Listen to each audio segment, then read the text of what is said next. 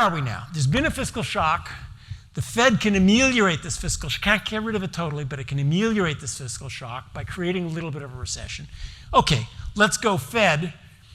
Inflation is no longer just a monetary phenomenon. It's also a fiscal phenomenon, but monetary policy can sand the edges off a lot. Can our Fed do this now? Is it going to be as easy as it sounds? No, it's going to be hard as it sounds. And again, the reason is fiscal policy.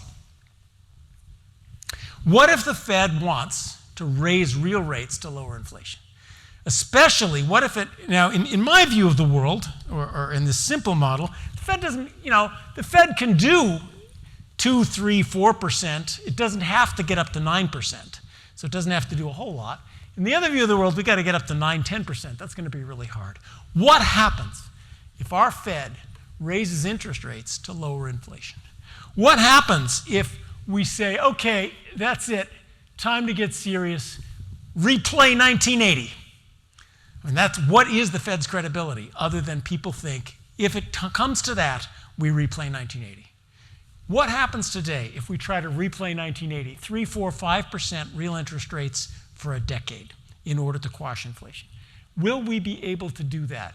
It looks so easy in the graph. Oh yeah, the Fed got serious. Volcker took out his cigar and said, we're going to do it really. It's going to be really hard. First of all, fiscal policy. Interest costs on the debt. If the Fed raises interest rates 1 percentage point, we got a 100% debt to GDP ratio.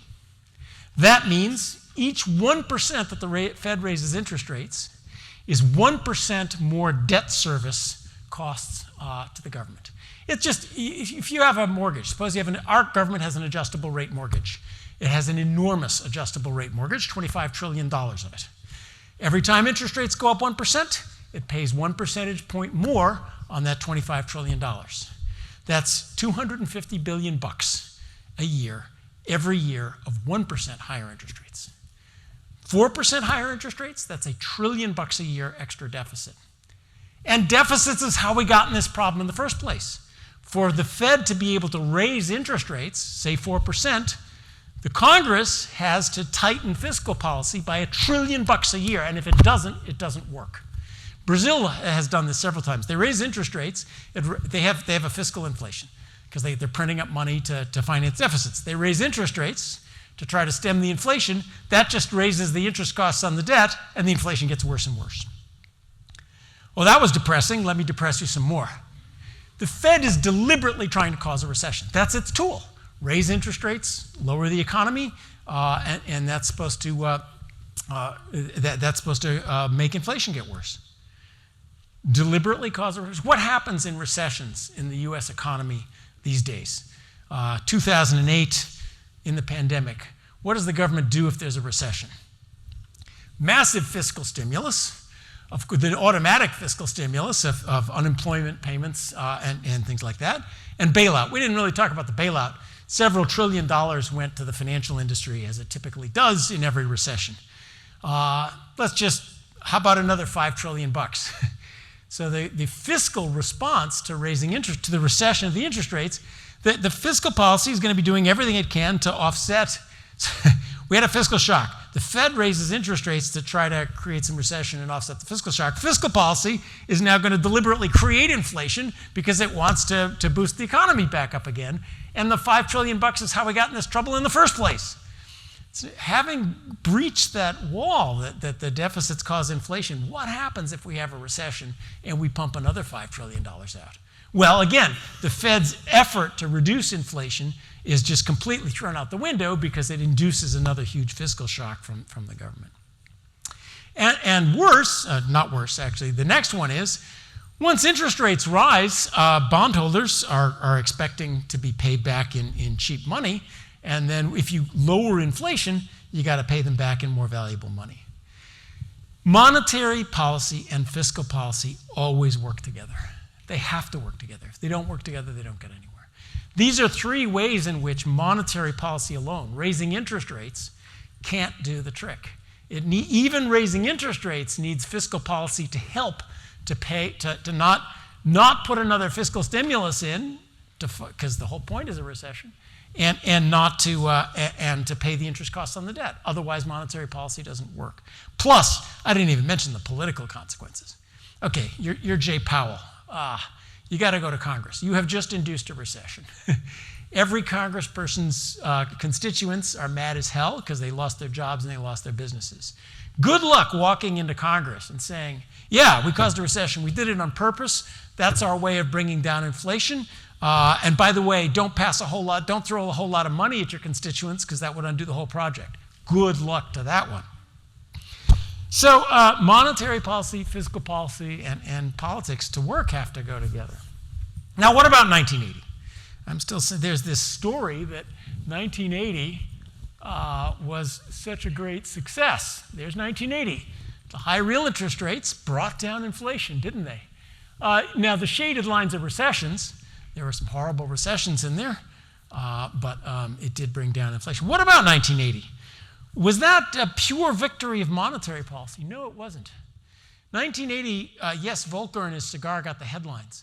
But in fact, 1980 was exactly as I described, a time that monetary policy, fiscal policy, and a microeconomic policy all worked together. The Fed did not do 1980 on its own. And I go everywhere with graphs. Here's a graph to try to tell you this, the untold story of the 1980s. Here's the fiscal side of things. So the blue line is the primary surplus. That's the government's taking in more than it's spending. And deficit, negative. That's they're spending more than they're taking in through the 1970s, 80s, and 90s. Now, you can begin to see here that the 1970s were not entirely, the 1970s, notice we start getting big deficits in the 1970s. So there is some implication of deficits with the inflation of the 1970s. 1980, here's the deficit in 1980, but notice deficits and unemployment rate go very well. Every time there is a recession, the government runs deficits, as it should. You know, it pays out unemployment insurance, stuff like that. 1980, relative to the spike in unemployment, wasn't all that bad. Then what happened in the 1980s? There was monetary policy, but in 1982 and 1986, there was a huge fiscal policy reform. The government cut the top marginal tax rate from 70% to 28%. Now, you want a tax cut. We talk about 1%, 2% here. Oh, corporations pay 16, 17%. 70% to 28%. Now, think about, you're an entrepreneur in Silicon Valley. If you earn an extra dollar, the federal government used to take 70% of that extra dollar, then the state of California takes another 10%, then sales taxes take another 10%. Why work? 70% to 28% is just an enormous incentive. And they cleaned up the tax code. There's all sorts of junk in the tax code. It's going back again. Tax codes are like cancer, and ours has metastasized again despite this beautiful surgery. But there was a huge fiscal policy change. And there was also economic deregulation, starting with Carter, credit where credit is due. The result was an economic boom. And look what happened by the late 1990s and into 2000. The US government was running huge surpluses. Fiscal policy supported monetary policy. It paid those higher interest costs on the debt. It paid off the bondholders a windfall, an undeserved windfall, and money was just rolling in the federal coffers. And that too, inflation, I'm going to say a third, inflation is expected inflation, minus the high real interest rates. That acts on the expected inflation. People say, oh, wow, the US government's good for its debts. We're not going to repeat things like Brazil. Are we going to be Brazil is a good question. And so that acts through the expected inflation channel. People believed that this was permanent. In fact, I want an even cheerier, end on an even cheerier note. We take for the U.S., people in the U.S. are much too insular, and we think our own history is the only history. So people keep thinking, well, the standard discourse now is, do we have to repeat 1980? Is the only way to get inflation under control, price controls on one hand, that's kind of what the left says, and the right sort of says, no, you have to go through a bruising recession like 1980. Really? Is that the only choice? No, let's look a little bit wider in history and around at the rest of the world. And the fact is, let me end on the right slide here. inflation can end quickly and painlessly without high interest rates, without a recession, if you have coordinated fiscal and monetary policy. Who did this? Here is New Zealand. Is that New Zealand? Yes. New Zealand is among a group of countries that in the 1990s implemented inflation targeting. And what this was, it wasn't just inflation targeting. The country had, inflation had become persistent. The country was growing slowly, general malaise. And what happened, you could see they tried wage and price controls. Everybody going back to the Emperor Diocletian tries wage and price controls, and it always blows up. But it's sort of the first thing you always do. They did it, didn't work. Inflation came right back again. And then they had a package. Now, one was the central bank was told, you worry about inflation. And when you tell a central bank you worry about inflation, that means you don't worry about anything else, just inflation. That's good. That empowers the central bank. But the other thing that they did was they passed a tax reform, and they passed a deregulation reform. And New Zealand started growing like crazy. And the result was inflation fell like a stone without any recession. Why? Because people could see the government was good for its money. People could see the government was going to be able to pay back its debt and not have to inflate its debt away. Inflation equals expected inflation. Boom, down it goes. So there's an example, a joint monetary, fiscal, and economic reform that brings back growth. Boom, inflation ends. The central bank was empowered to, just pay attention to inflation. It never had to do it. It never raised interest rates. It never caused a recession. We worked on the two channels for inflation, expected inflation versus high real interest rates. They just nailed the expected inflation part all by itself. Another example, Canada, our neighbor to the north. They did the same thing. So that's another example. Sweden did it, Israel did it, quite a few countries did this thing. They had inflation problem, put in the inflation target. Again, a joint agreement between Treasury and central bank. Central bank, you're empowered to do the hard stuff if you have to. Treasury, you're committed. You're going to pay back your debts, okay? And boom, inflation ends instantly.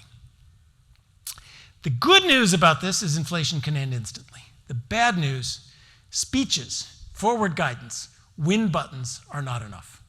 What we're doing here is we're reducing expected inflation. How do you get people to believe inflation has ended so that inflation ends? Well, you can pass out those cute little win buttons John Taylor showed you that Ford tried. Oh, whip inflation now, the moral equivalent of war, whatever. Did that work? No. You can try what Powell does, forward guidance. We believe inflation is going to go down because we're going to manage expectations. Does that work? No. Why? Because you are experienced citizens of our democracy and you know what promises from politicians are worth. Not much. However, when you enact a fundamental, almost constitutional tax reform, when you enact permanent deregulatory reforms that let the economy grow, now you know that's going to last. Teddy Roosevelt said, speak softly and carry a big stick. That's a big stick. Our politicians speak loudly because they don't have a stick. That doesn't work so well. So the good news is you can end inflation quickly. The bad news is you got to change the regime in a credible way. Here's the mother of all examples. Austria after World War I, Germany was the same. Massive hyperinflation. I mean, this Zimbabwe-level hyperinflation. Why? Because Austria and Germany were required to pay reparations after World War I that they couldn't afford. So what do? They printed up money. What happened? They reached an international treaty that said you don't have to pay that many reparations. Simultaneously, they fixed a lot of their own structural deficit problems. And what happened to inflation? This is the price level. Whoosh, look at the 10 to the X. Boom, hyperinflation. It stopped on a dime. And what happened to interest rates? They went down. What happened to money printing? It went up. What happened to, they were actually able to borrow. They were able to print more money. Interest rates went down. No period of tight money. Why? Because everybody saw that the problem was over, that the government was not in the future going to have to print up money to pay its debts. So it is possible. But bad news, you need to solve the structural problem. Where are we? We got a structural problem. This is the Congressional Budget Office long-term Long-term, there's the debt to GDP ratio, World War I, Great Depression, World War II, slowly paid off the World War II debt, then started building up debt a little bit here. Then what happened?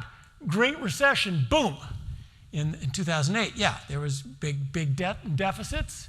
Pandemic, boom, we're now above the level of World War II. And here's the CBO's projections. Boom, boom, boom. We have a structural problem that we have 5% of GDP more that we're spending than what we take in. And then the boomers, my generation, is all going to retire and say, you guys, Medicare, Social Security, pony up. There's not enough of you. And that's going to, as soon as we get past the 5% of GDP primary deficits, boom, the Social Security and entitlement problems hit. So we are at a fundamental fiscal problem. And that's all if nothing bad happens. Even the CBO, which is doom and gloom, CBO is doom and gloom. They don't, what's going to happen? We're going to have another pandemic. We might have a war. Things could get worse. So unfortunately, we have one of those structural fiscal problems. So bottom line, I'll just stop to the end one. Durable end of inflation requires the U.S. to solve its long-run structural fiscal problem, or at least to persuade bond investors. Why? Because fiscal and monetary policy are always related. Do I have time for a couple questions, Josh? Yeah. Sorry, I went on. I promised to go short. Josh said, John, go short. Who asked first? Yes, please. I wanted to know when there is, as you mentioned, a contradiction in what the political aims are and what the people want versus what we need to do long-term fiscally to fix the situation.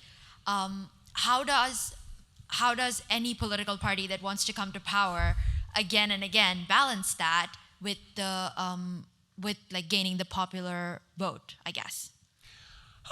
In the end, so that's a political question. I think we have to have faith in democracy. I think most people in the country want sensible, long-term, just mind the store, please. Don't send us on some crusade one way or the other. So I have hope for democracy that politicians can do the sensible thing and that people can understand, look, there's no magic money growing on trees. I think, and you look at the polling, what people want is an end to inflation more than anything else. And so if you'll vote for politicians like that, I would hope politicians like that can come about. Now we're into the politics of our two-party system and its current dysfunction, which I won't prognosticate on. Yes, right there, because you're closest to the... Hi, so thank you also for spending this time with us. You mentioned at the beginning of the lecture that you believe the greatest overarching economic issue to be the long-term slowdown of growth. Yeah, none of this. To relate this to inflation, do you believe that tax brackets similar to those of Reagan's first term, not the 28%, but the, in my opinion, much more reasonable first term for tax brackets, could moderate fiscal expectations for a legislative agenda investing into our energy, education, research, healthcare, economy, and elder care? Well, there's two questions there. One is about taxes and the other is about the value of federal investments. The tax code needs to be, above all, dramatically simplified. It's ridiculous that we have millions of pages of tax code and the tax, it's called the Tax Lawyers and Accountants Full Employment Act. And so many businesses and people spend all of their time arranging things for tax purposes rather than building better products at a lower price.